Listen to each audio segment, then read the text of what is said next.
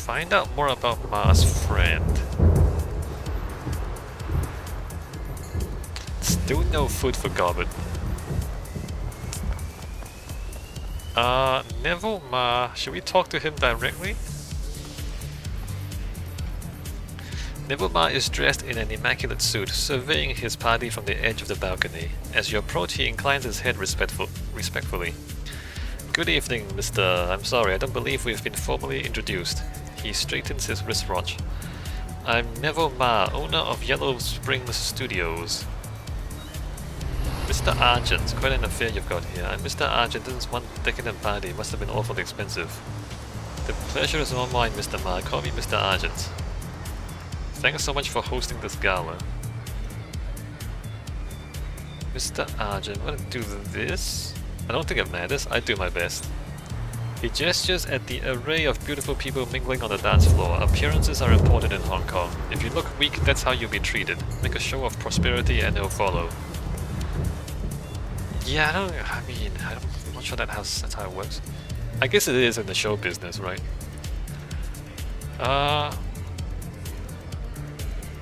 Anyone who puts that much stock in appearances is an idiot. No, these are actors. Actors put everything in their appearances.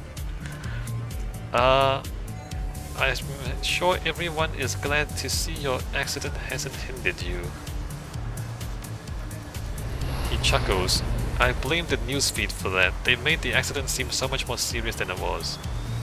My car was destroyed, true, but I emerged largely unscathed. Alright, use astral perception to sense Neville Ma. Focusing your senses, you concentrate on Ma's aura. Your third eye slides open, unveiling the hidden reality of the astral plane.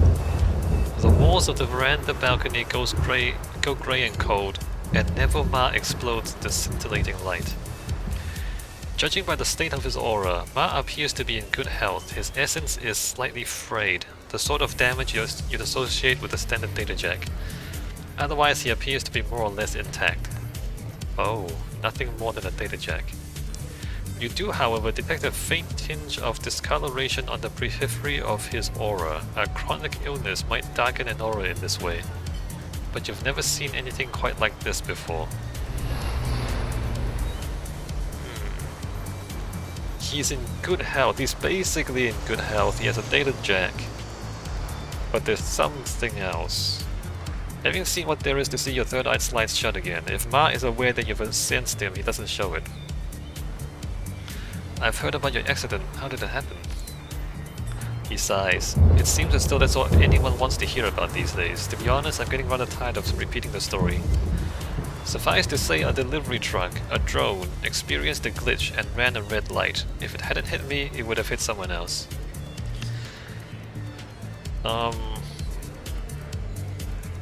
Did the police discover anything unusual? Do you think it was intentional? Sounds like someone's got it in for you. Know anyone who could have set this up? Did the police... I mean, it's not... Did the police discover anything unusual? Not really. Apparently the latest software updates to the truck had gotten corrupted. But that was all they found. It was shocking to discover that the delivery company missed the glitch, but I suppose that's a mistake anyone could have made. And certainly not enough to point to any one person. Biotech 5, you don't appear to have any scars from the crash. Alright, we can't do that. You were discharged from the hospital pretty quickly after the accident. Your treatments must have been expensive. I heard you made a new friend while you were in the hospital. Did he? Wait a minute, did he? Yes, Miss Feng. She's quite an admirer of Promises in Moonlight. She kept my spirits up as I was recovering from the accident. I'm glad she could help with your recovery. He smiles, so am I. Yeah, your treatments must have been expensive. Not especially. Guangzhou's hospitals are top tier. Confidentially, my rapid recovery mostly came down to luck. The accident could have been a lot worse than it was. I owe Eurocar a lot of thanks for their safety features. Right, thanks for talking with me, Mr. Ma. My pleasure, please enjoy the party. Unless that's not actually Ma. Maybe that's someone else pretending to be Nevermar. Like somebody who like had plastic surgery to look like him.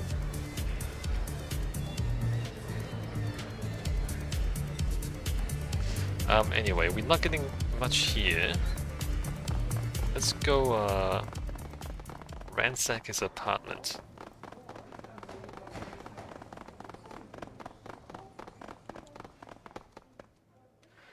Take the elevator to the penthouse floor.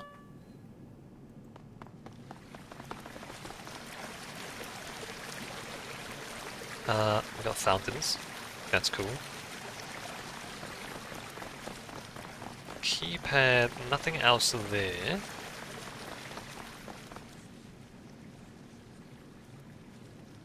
This is a standard hotel door, protected by a simple hydraulic locking mechanism. A keypad is mounted beside the door frame. Use astral perception to sense the keypad. Your third eye slides open and the keypad before you takes on a gentle glow. A repetitive sensation radiates from 615 and 3. The code is likely a combination of these numbers.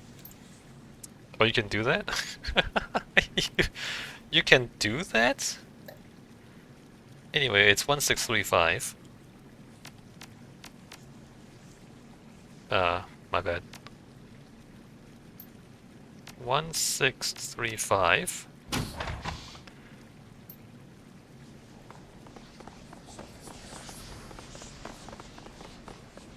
Why is it so cold in here? I can see my breath. Search suits. Rows and rows of finely tailored suits, custom shoes, and various accessories fill this room. Why is it so cold in here? Refrigerator. This fridge is well stocked. There's enough food here to feed a big party. Liqueur cabinet. The liquor cabinet is full of expensive wines and spirits. Several decanters sit atop it, but one in particular catches your eye. A bottle of brilliantly bred red wine. Steal a sip. Oh. It's blood. He's a vampire. You take a gulp and quickly gag. The wine's strangely warm, given the temperature of the room, and disgustingly salty. It's not wine. It's blood. I take a whole gulp. What's wrong with you, man? Do you usually sip into people's wines collections while illegally searching their houses?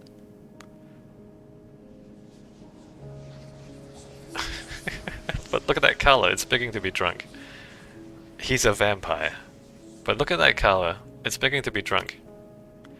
I don't give a damn how it looks. We break into an apartment and you dribble your DNA all over the booze locker. Duncan pulls an alcohol swab from his belt pouch and wipes off the mouth of the decanter, mumbling angry to himself. He shakes his head. I swear, STKC, it's like you're allergic to common sense.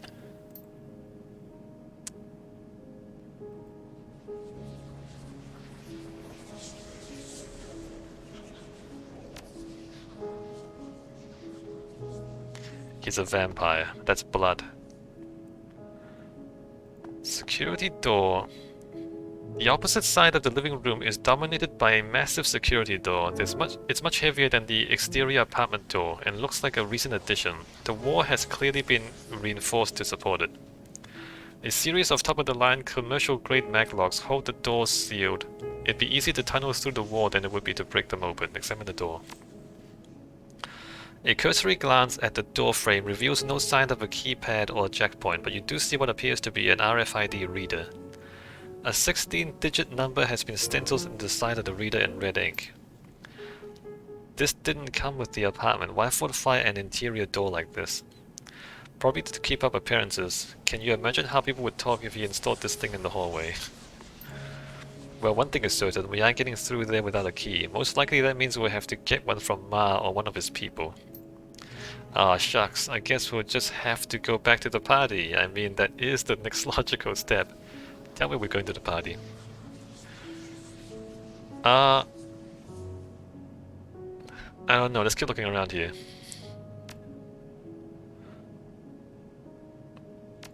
Do we have the number? No, there was a serial number. I thought we typed the serial number into the computer. I can't drink it again, although it lets me click on it.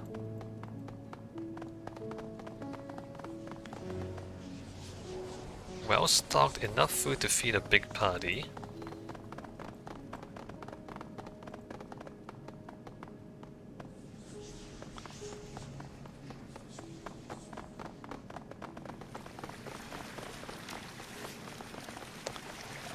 RFID.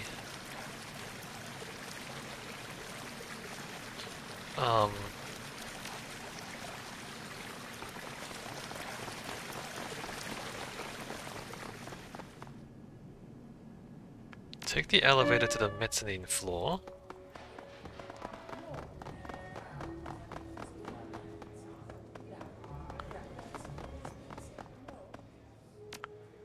Have Isabel Jack in.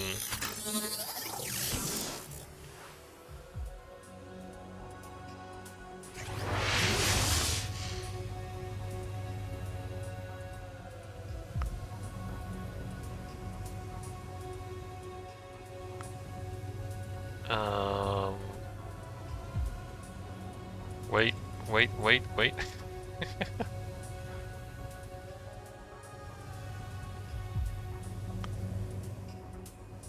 Ah, Jesus. Alright. Crap. Assassinate.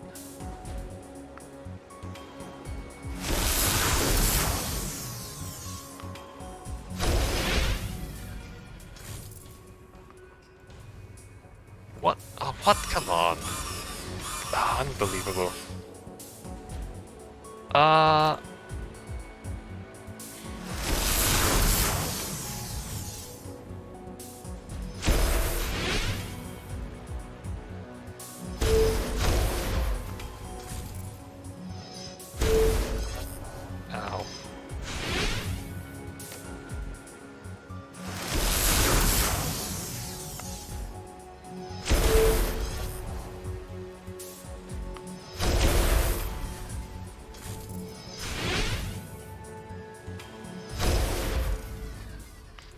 Alright, well, I tripped the alarm. Search other records, maintenance logs, enter the reference number for mass security door. You entered the number that was stenciled on the door. The system chugs for a moment, and then the screen fills with data. Security door installation Ma Neville. Keys issued, 3 of 3. 1 Ma Neville, 2 Wong Penelope, 3 Kang Victor. All keys claimed. Penelope has a key, Victor has a key, Neville has a key.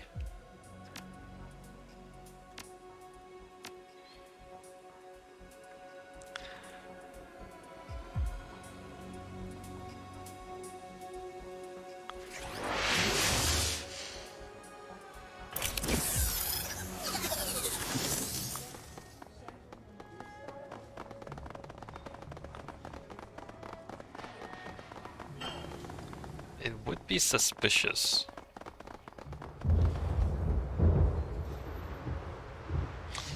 Who's this other guy? Who's the third guy? There's a heavy security door in Neville Smart's apartment. Know anything about that? How do you know about that? When were you in Ma's apartment? A few days ago, I left something in there and I need to get it back. We don't want to cause a scene. I mean, we could go bother Ma during his party, but that would look just as bad for you as it would for us. He lowers his voice. Tell you what, try talking to Chief Kang in the kitchen. He's got keys to just about every door in the place. On VIP request, he is expected to personally deliver the meal. It's a status thing. Compliments of the chef or whatever. Poor guy spends as much time delivering food as he does cooking it. Worth the try, thanks. No problem. Just don't mention I sent you, alright? Chef's a vengeful man, so I don't want to get on his bad side. Alright, so you enjoy your day. Alright. So the chef. The third person is the chef. The chef looks up from his pot of boiling water, red-faced and sweating. A name tag is pinned to his lapel. Chef Victor Kang. Thought I told them to send in the waiter. Who the hell are you?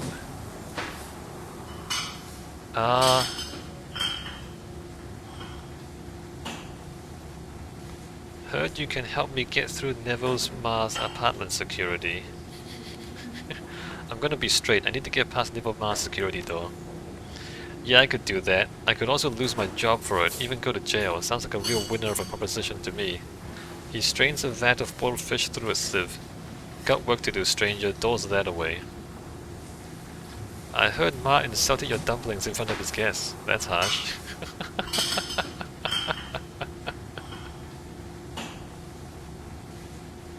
I don't understand how Ma can get away with ragging on your cuisine. I mean, you fed his whole party. You deserve better, man.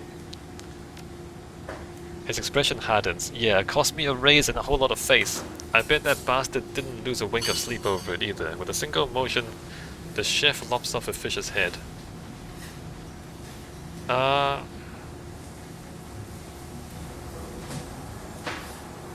know a thing or two that'll leave Ma churning in his silk pajamas. Consider the key fob your means to an end. How about an exchange? Your keyboard for Ma's guaranteed discomfort. Yeah, gladly. He grabs a plastic fob from his apron pocket and tosses it to you. Ruin him, will you? Or at the very least ruin his day. I'll consider it a bonus if you wreck his anemic girlfriend and Giddy Starlet stays too. Girlfriend? What girlfriend? What's her name? He snaps his fingers irritably. Ku Fang, that's it. She's the rich wench who paid for Ma's hospital stay. Skinny anemic thing, never eats. All she ever orders is cheap red wine. First I thought it was a fling, but now I'm not so sure. Maybe you can split them up. I'd thank you for it. Don't suppose she takes her wine warmed and salted. I've heard rumors. Her eyes narrow. A warm, salty wine. What a disaster. No, she just orders wine, plain old wine. Wouldn't stop her from sipping in her own seasonings, though. Alright, thanks for your help, chef. No, thank you. Alright, so we got the key fob. So the girl is her cattle? I mean, is his cattle? Right, so he's taking her blood, is that right?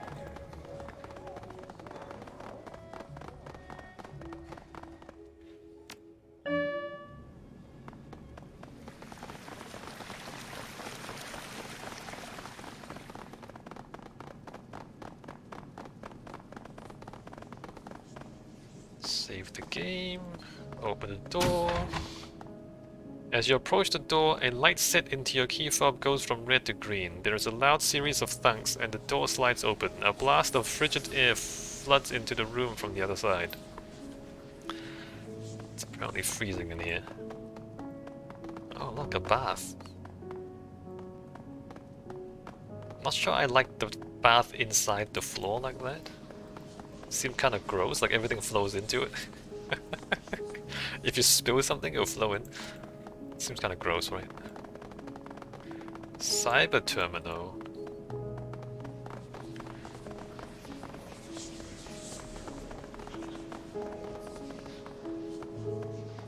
An expensive consumer-grade computer terminal awaits your input. The displayed background is set to a screen capture from Promises in Moonlight.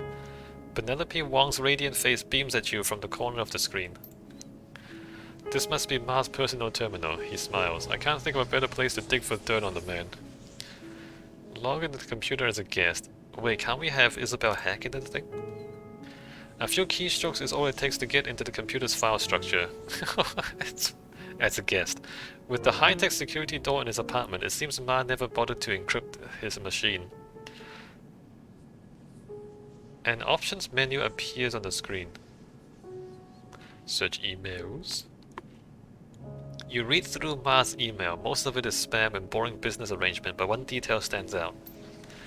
Neville Ma is frequently emailing a woman named Ku Fang. They seem close, exchanging a lot of thinly veiled flirtation. It appears that Neville has been lavishing Ku Fang with money and affection, expensive gifts, rent checks, miserable attempts at poetry. seeing to it that her every need is met. Financial records.